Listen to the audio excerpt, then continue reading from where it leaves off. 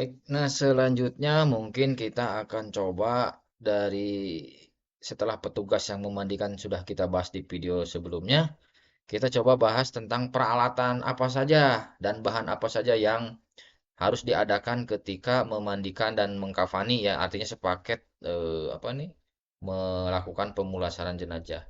Ini saya sudah tampilkan paket kematian. Nah, kurang lebih ini ya. Nah, jadi dalam memandikan jenazah ini bahannya ini dalam mengkafani. Nah, ini apa namanya? Bahan-bahannya kita lihat coba memandikan jenazah pertama waslap ya. Jadi waslap, kedua sarung tangan karena ini supaya higienis lah kurang lebih. Tiga sisir, korek kuping, gunting ya ini gunting untuk biasanya kafan ya. Terus gunting kuku. Nah, ini maksudnya apakah kuku itu digunting atau dibersihkan saja? Nah, ini terjadi beda pendapat lah ya. Ada yang tidak membolehkan menggunting kuku tuh. Ya, untuk amannya sebenarnya kita bersihkan aja kuku-kukunya ya dengan cara tadi dengan cotton bud. Ya, jadi jangan sampai hitam-hitam lah. Terus peniti, nah peniti itu maksudnya mungkin untuk menutup aurat atau apa nanti. Terus kamper barus, terus ada sabun. Nah ini sebenarnya ada di mana tulisan saya ini ada di paket kematiannya. Di paket kematian itu ternyata diberikan hal-hal seperti ini. Jadi ada sampo, ada cairan bidara. Ini daun bidara kurang lebih mana nih cairan bidara. Karena ini ada sunahnya ya bahwa Rasulullah menyenangi bukan menyenangi, ketika mengurus itu jenazah itu ada bidara, daun bidara di ekstrak ya, di apa namanya dijadikan campuran. Selanjutnya adalah gayung, tentu ini mah prinsip ya, gayung harus ada, ember minimal 2, air bersih, kain minimal 2 lembar. Nah, ini yang dimaksud kain itu ini. Jadi ini nih ya. Tentunya pertama kain ini untuk ketika memandikan basah-basahan ya. Ini kain pertama basah-basahan. Kain kedua itu adalah ketika diangkut dari kamar mandi ke tempat pengkafanan. Biasanya jangan satu tapi dua karena ketika diangkut ini seperti ini ya si mayit itu bawahnya tidak terlihat. Ya, jadi kurang lebih kainnya tiga ya. Kalau di sini minimal 2 lembar. Artinya kalau 2 lembar boleh saja. Yang satu basah ketika dimandikan, ya karena memandikan itu tidak boleh terlihat aurat. Tetap eh, kita membilasnya pun harus di bawah di samping ini. Tapi ke yang kedua, samping itu kain ya. Yang kedua itu atau ketika sudah kering, nah kain ini mau diangkat ke pengkapanan ini kita tutup dengan samping ini. Selanjutnya handuk, ya handuk ini adalah mengkeringkan si jenazah. Terus meja pemandian. Nah, ini yang ideal meja pemandian itu seperti ini. Ya, jadi ini mudah sekali nanti kotoran pun apa namanya bisa cepat terbuang lah kalau kurang lebih. Tapi macam-macam memang. Kalau ini ideal ini meja pemandian seperti ini. Jadi kurang lebih gitu. Nah, ini mengkafani. Kalau akhwat itu kain kafan 10 meter. Kalau ikhwan 8 meter. Ini artinya kenapa ada beda? Biasanya karena akhwat ini auratnya harus lebih ketat. Maka ada kain sarung, ada kain kurung atau gamis ya. Nah, kalau gamis itu kan dari leher ke mana? Leher ke lutut.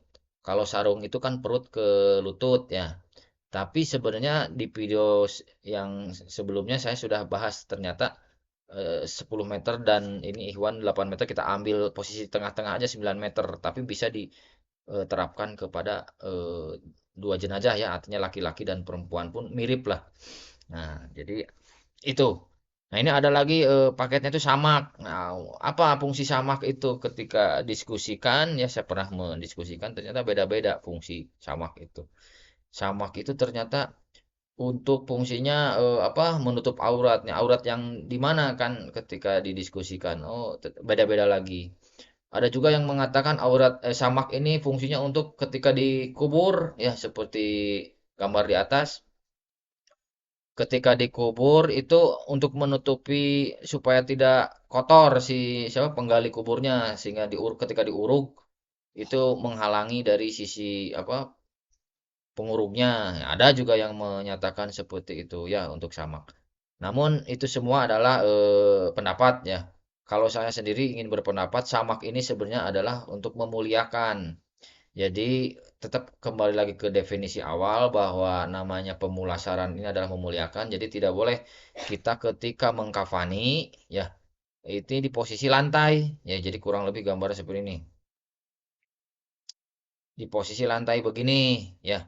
Tapi harus di posisi lantai ini jadi tidak diharuskan ya mengkafani di bawah keramik nih. Jadi tidak sopan. Jadi harus dimuliakan. Nah, bagaimana fungsi samak ini akhirnya naik ya. Jadi untuk eh, di apa mengkafani itu dengan samak dulu. Nah, dari nanti kafan. Nah, kurang lebih gitu. Ya, jadi samak itu pada prinsipnya adalah menghormati dari jenazah ketika diurus, bukan langsung di keramik. Tapi sekarang katanya ada karpet, ya nggak apa-apa berarti dengan karpet. Berarti samak bisa jadi tidak nggak usah dibeli kan gitu ya kurang lebih. Nah ini untuk efisiensi karena samak fungsinya bagi saya adalah bukan untuk menahan pengurugan bukan sebenarnya, tapi samak itu memuliakan dari pengurusan kain kafan. Oke, itu ada dari sisi alat ya, alat dan bahan. Nah, dari alat dan bahan ini sebenarnya tidak terlalu harus baru-baru ya, seperti sabun, gunting. Ini kalau ada di rumah pun ya bisa dipakai sebenarnya sabun baik. Nah,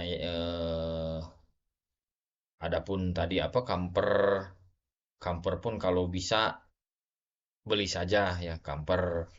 Peniti pun nah ini untuk kamper biasanya digerus dulu di seperti inilah digerus ya. Nah, jadi kamper ini biasanya untuk bilasan terakhir. Ya setelah dimemandikan terus bilasan terakhir di ini diberikan. Atau bisa juga keringnya itu bisa diberikan ketika di kain kafan ya sebelum jenazah itu dikafani itu kain kafannya kita beri kamper dan minyak wangi biasanya kamper dan minyak wangi. Nah kampernya ini kita bubuk kita hancurkan ya. Bisa dengan di piring plastik sebenarnya bisa. Kalau di ini seperti mutu dan coet juga boleh lah. Tapi biasanya di lapangan jarang susah nyarinya di dapur kan. Ini pakai piring saja. Nah, apalagi? Jadi yang paling prinsip mungkinnya itu adalah air. Dah harapannya ini ember yang ini kita bersihkan dulu sebelum mau dipakai ya. Ada juga yang bagaimana kalau air panas. Nah, itu bagus juga karena untuk memuliakan ya. Jadi silaman pertama air panas seharusnya mah sampai semua tapi karena cuma satu ember ya nggak apa-apa lah ya. Nah, jadi yang utama itu adalah kain kafannya sebenarnya kain kafan, air, terus cukup sebenarnya mah. Ya, terus aurat tadi dengan samping-samping ini harus tetap menutup.